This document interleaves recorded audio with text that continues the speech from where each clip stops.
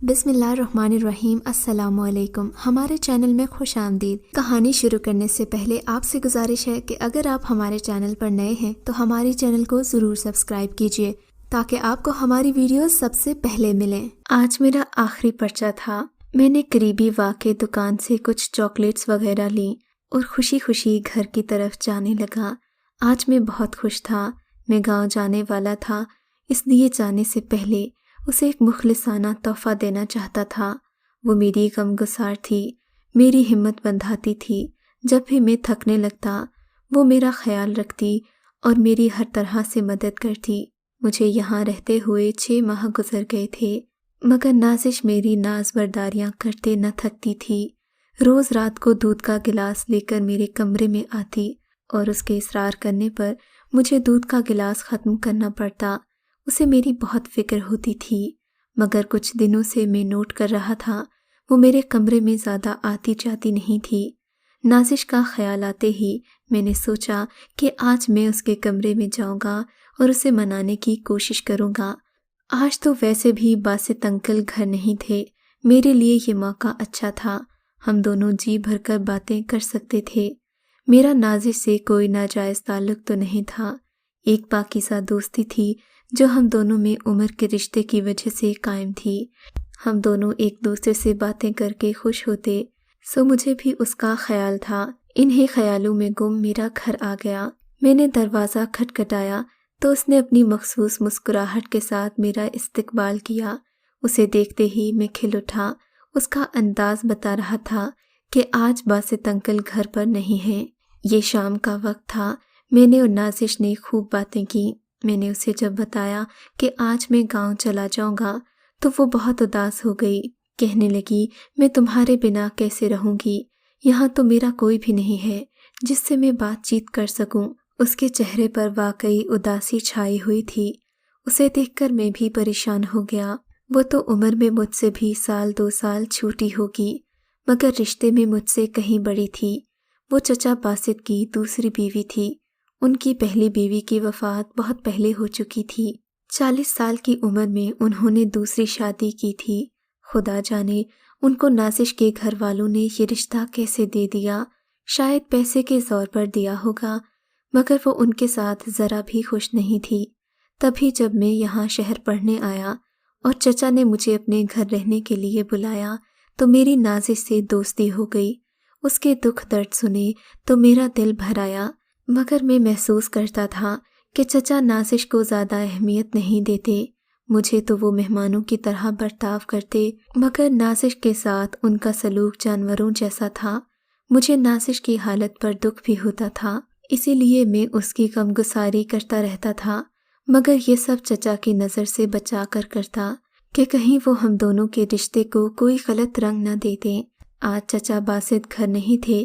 میں نے ان سے کہا تھا کہ میں سیدھا گاؤں چلا جاؤں گا، مگر نازش سے بات کرنے کا جی چاہا تو میں گھر کی طرف آ گیا۔ وہ شام ہم نے باتیں کرتے ہوئے گزار دی۔ رات کے 8 بج گئے تھے۔ میرے نکلنے کا وقت ہوا جا رہا تھا۔ مجھے بیگ پیک کرتا دیکھ کر وہ بولی، تم اتنی جلدی کیوں چلے جاتے ہو کاشف؟ میرا بس چلے تو میں تمہیں کبھی نہ جانے دوں۔ اس کی آنکھوں سے محبت چھلک رہی تھی۔ پھر میرے پاس آ کر بولی، دیکھو نا باہر کتنی بارش ہو رہی ہے، اس وقت تم کہاں جاؤ گے؟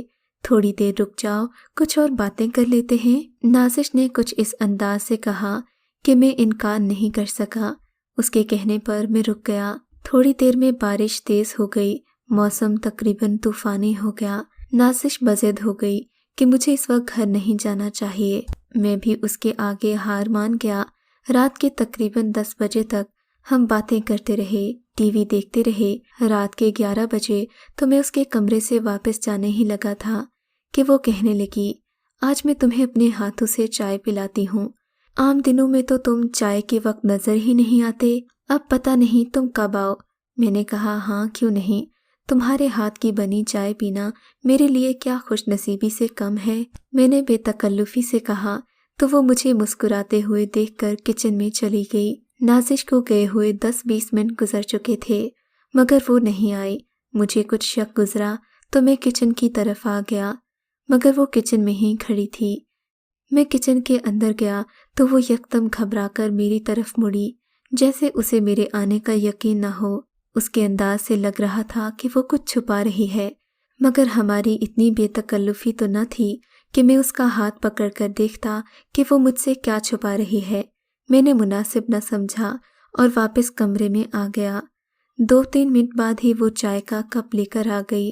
مجھے چائے کا ذائقہ کچھ عجیب سا لگا، مگر میں نے اس کا دل رکھنے کی خاطر ساری چائے گھونٹ گھونٹ کر پی لی۔ ذہن پر تھکاوٹ بڑھ چکی تھی، چائے پیتے ہی مجھے ہوش نہ رہا، اور کب میرے ذہن پر غنودگی چھا گئی مجھے کچھ پتہ نہیں چلا۔ نہ جانے کتنی دیر میں یوں ہی پڑا رہا۔ رات کے نہ جانے کس پہر میری آنکھ کھلی۔ میں نے اٹھنے کی کوشش کی، مگر اٹھنے سے پہلے ہی میں دوبارہ بستر پر ڈھیر ہو گیا۔ صبح بھی میری آنکھ نہ کھلتی اگر میری آنکھوں میں ایک مانوس سا شور نہ پڑتا۔ یہ باسط انکل تھے جو نازش پر چلا رہے تھے، جبکہ نازش کمرے کے کونے میں ڈری سہمی کھڑی تھی۔ مجھے جب اپنے ارد گرد کے حالات کا احساس ہوا تو میں چوکنا ہو کر بیٹھ گیا۔ میرے پاؤں تلے سے زمین نکل گئی۔ کیا میں نازش کے بستر پر ہی سو گیا تھا؟ اف خدایا، یہ میں نے کیا کر دیا؟ باسط انکل تو پہلے ہی شکی انسان تھے، مجھے تو رات کو رکنا ہی نہیں چاہیے تھا۔ میں خود کو کوسنے لگا۔ باسط انکل کی آنکھوں میں جیسے خون اترا ہوا تھا۔ انہوں نے مجھے تو کچھ نہ کہا، نازش کو بالوں کی چوٹی سے پکڑا اور بولے، یہ سب کب سے چل رہا ہے؟ گندی عورت، تم نے میری عزت کا ذرا بھی مان نہ رکھا۔ کس چیز کی کمی چھوڑی تھی میں نے؟ باسط انکل اس پر گرج رہے تھے اور میں سمجھ چکا تھا کہ یہ سب کچھ میرے یہاں رات گزارنے سے ہوا ہے۔ بیچاری نازش مارے مروت کے مجھے کہہ بھی نہ سکی ہوگی کہ میں یہاں سے چلا جاؤں۔ باسط انکل نہ جانے کب آئے، انہوں نے مجھے یہاں لیٹے دیکھا تو اپنی بیوی پر ہی برسنے لگے۔ حالانکہ قصور میرا تھا، مجھے یہاں نہیں آنا چاہیے تھا، یا کم از کم رات کو ہی چلے جانا چاہیے تھا۔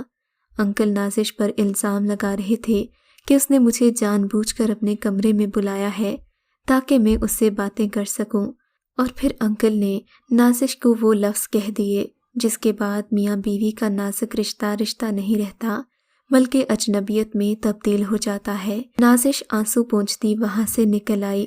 وہ بے گھر ہو چکی تھی، اس کے ماں باپ تو پہلے ہی نہیں تھے، مگر آج اس سے اس کا سہاگ بھی چھن گیا تھا۔ میرا دل مجھے ملامت کر رہا تھا کہ ایک معصوم لڑکی کا گھر صرف تمہاری معمولی سی غفلت کی وجہ سے برباد ہو گیا۔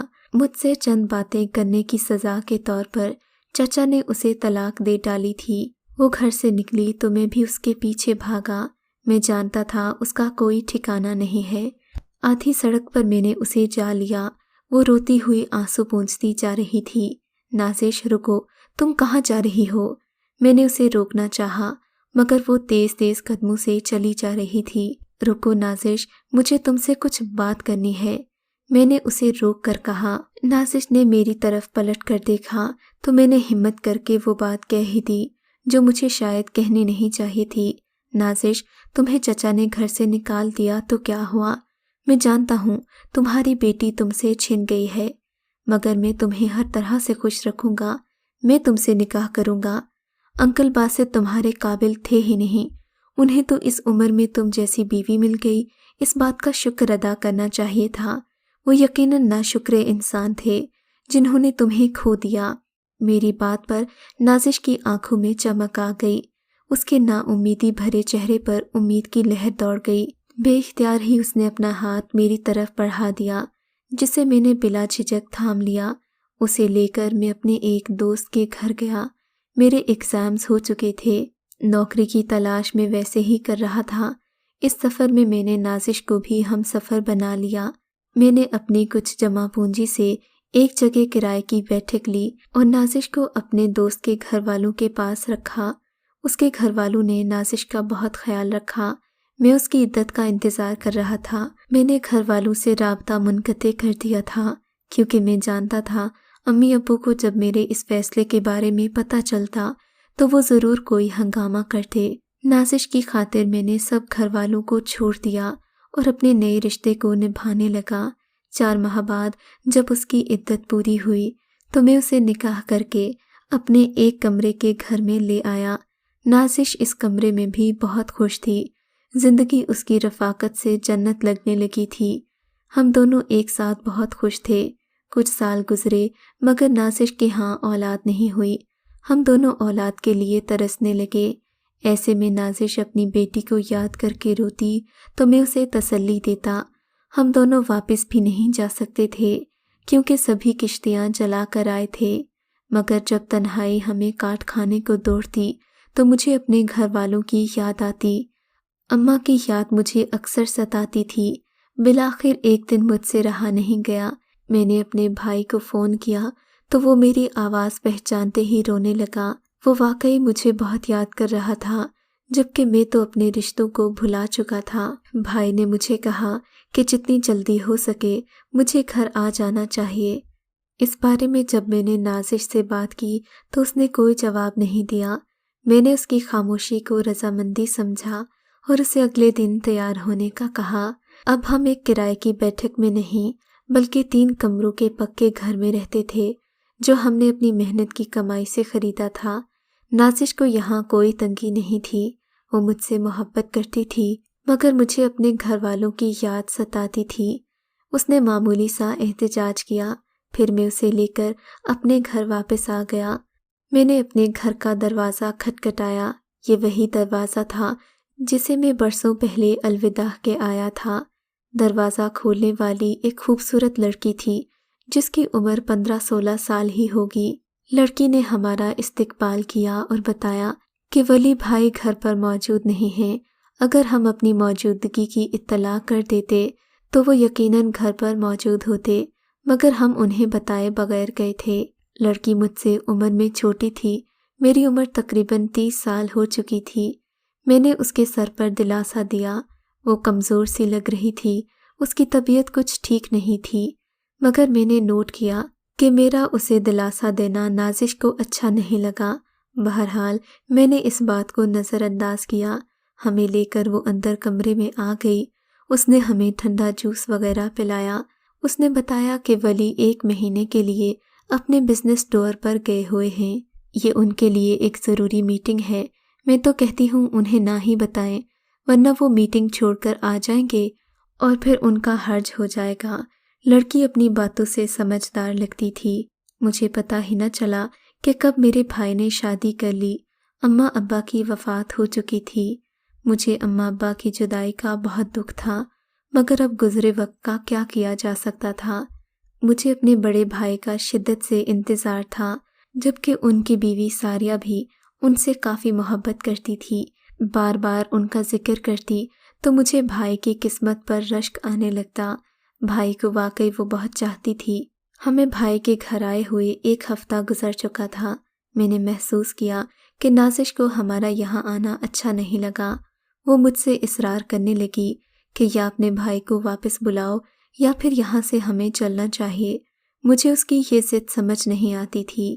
ایک دن میں نے دیکھا وہ بھائی کی بیوی سے کسی بات پر لڑ رہی تھی۔ مجھے اس کا لڑنا برا لگا۔ میں نے نازش کو ڈانٹ دیا تو وہ بپھر گئی، کہنے لگی کہ یہ اس کا ذاتی معاملہ ہے، میں اس میں دخل اندازی نہ کروں۔ پھر اچانک ایک واقعہ ہوا۔ نازش کا رویہ بھابھی کے ساتھ بہت اچھا ہو گیا۔ وہ اس کا خیال رکھنے لگی، کبھی اسے پانی پلاتی تو کبھی اس کا سر دباتی۔ بھابھی کی طبیعت کچھ دنوں سے ویسی بھی اچھی نہیں تھی، مگر نازش کا یہ رویہ سمجھ سے بالا تر تھا۔ مجھے اس پر شک ہونے لگا تھا۔ اب اکثر وہ گھر سے غائب بھی رہتی۔ دوپہر کے وقت میں گھر آتا تو وہ گھر موجود نہ ہوتی۔ ایسے میں مجھے بھی بھابھی کے ساتھ اس گھر میں رہنا عجیب لگتا تھا۔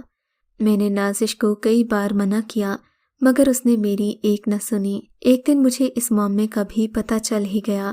میں نے نازش کو ایک پیر صاحب کے آستانے سے نکلتے دیکھا۔ خدا جانے وہ ان چکروں میں کب سے پڑ گئی تھی۔ میں نے تو اس کی محبت میں کسی چیز کی کمی نہیں چھوڑی تھی۔ شاید وہ حصول اولاد کے لیے کوئی عمل وغیرہ کر رہی تھی۔ اس کی جہالت پر میں افسوس ہی کرتا رہ گیا، مگر اسے کہا کچھ نہیں۔ ادھر بھابھی کی طبیعت اچانک بگڑنے لگی۔ میں نے سوچا کہ بھائی کو کال کر کے بتا دوں، مگر انہوں نے منع کر دیا۔ میں ان کا خیال رکھنے لگا، مگر نازش نے مجھے سختی سے منع کر دیا اور بولی، آئندہ میں ان کا خیال خود رکھوں گی، تمہیں اس طرف آنے کی کوئی ضرورت نہیں۔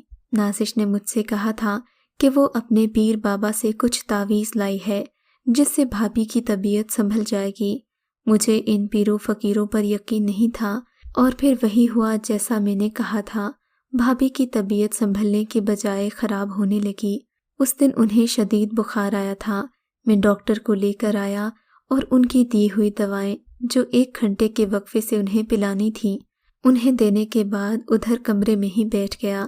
میں جانتا تھا کہ میں نے اگر نازش سے اسے دوا پلانے کا کہا تو وہ یقیناً ان کی بجائے تعویذ ہی پلائے گی، سو مجھے بھابھی کا خیال خود ہی رکھنا تھا۔ نازش نے بھابھی کے کمرے میں آ کر کئی بار مجھے بلانے کی کوشش کی، مگر میں نے اس کے پاس جانے سے انکار کر دیا۔ میرا کہنا تھا جب تک بھابھی کی طبیعت نہیں سنبھلتی میں یہاں سے کہیں نہیں جاؤں گا۔ اسے میری بات شاید بری لگی۔ غصے میں بھناتی ہوئی وہ کمرے سے چلی گئی۔ 3-4 گھنٹے ہی گزرے تھے کہ دھڑ دھڑ دروازہ بجنے لگا۔ میرے جانے سے پہلے ہی نازش نے دروازہ کھول دیا۔ میں نے دیکھا میرا بھائی دروازے سے اندر آ رہا تھا۔ اسی وقت میں بھی نازش کے کمرے سے باہر نکل رہا تھا۔ بھائی مجھے اور نازش کو دیکھ کر حیران رہ گئے۔ ارے چچی، آپ کے بارے میں تو باسط انکل کہتے تھے کہ آپ مر گئے ہیں۔ بھائی نے حیرت سے نازش کی طرف دیکھتے ہوئے کہا، میں تو سمجھا تھا کہ باسط انکل نے ہمارے بھاگنے کی خبر پورے گاؤں میں مشہور کر رکھی ہوگی، مگر باسط انکل نے گاؤں میں کچھ اور ہی قصہ سنایا تھا۔ خاندان کے سبھی لوگ نازش کو مردہ سمجھ کر بھول گئے تھے، جبکہ مجھے باغی سمجھا گیا۔ بھائی کی حیرانگی بجا جانب تھی۔ پھر جیسے وہ ہوش میں آ گئے، بھابھی کی طرف دیکھتے ہوئے نفرت سے بولے، آپ نے جو کہا تھا صحیح کہا تھا، میری بیوی واقعی بد چلن ہے، اور کیوں نہ ہو، جیسی ماں ویسی بیٹی، اور تم جو مری نہیں تھی، باسط انکل تمہارے بھاگنے کے بعد تمہارا گندا خون مجھے سونپ گئے کہ میں اس سے شادی کر لوں۔ شادی تو میں نے چاروں ناچار کر لی، مگر مجھے پہلے دن سے ہی شک تھا کہ جس کی ماں کا اتا پتہ نہیں، نہ جانے وہ کس کردار کی مالک ہوگی، اور آج تو تم نے اپنے منہ سے کہہ دیا کہ تمہاری بیٹی کا میرے بھائی کے ساتھ چکر چل رہا ہے۔ بھائی غصے میں آگ اگلتا ہوا کمرے کی طرف آ گیا۔ نازش اسے روکتی رہ گئی، مگر انہوں نے ایک نہ سنی۔ نازش کے وہم و گمان میں بھی نہیں تھا کہ وہ اپنی بیٹی کا گھر برباد کر چکی ہے۔ میں نے اسے روتے پیٹتے دیکھا۔ اس دن اس نے یہ سچ بھی اگل دیا کہ اس نے مجھے نشہ پلا کر اپنے کمرے میں سلایا تھا تاکہ وہ چچا سے چھٹکارا حاصل کر سکے اور بدلے میں اسے میں مل جاؤں۔ میں سوچ بھی نہیں سکتا تھا کہ نازش کی سازش اتنی گہری ہوگی۔